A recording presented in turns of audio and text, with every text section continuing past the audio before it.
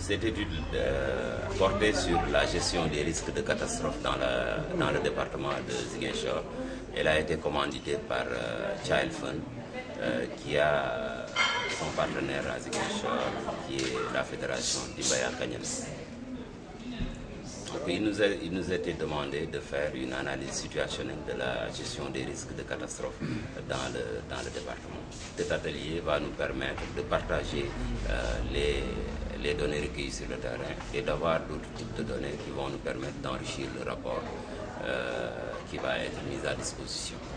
Par rapport à l'existant, nous nous sommes rendus compte que ce qui est dit sur beaucoup de documents, qui est l'existence de plateformes régionales, n'est pas avéré, parce qu'il n'y a pas de plateforme régionale opérationnelle au niveau de Ziguinchor. Et je pense au niveau des autres localités, au vu de ce qui a été dit par la DPC et les autres structures. Ça a été une des découvertes de cette étude. Donc ça nous a permis aussi de comprendre comment les acteurs sur le terrain réagissent par rapport aux risques de catastrophe qui existent.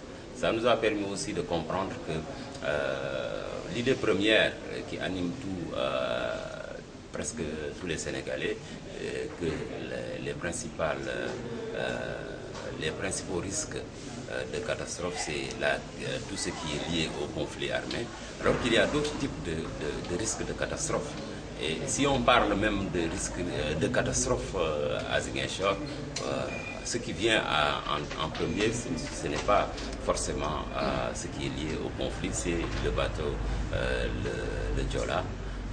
C'est d'autres types de risques de catastrophe, tels que les inondations et tout ce qui est facteur lié au changement climatique. Donc, n'empêche, les risques liés au conflit sont là. Et les populations commencent à avoir des réflexes de résilience et commencent à gérer ces problèmes-là.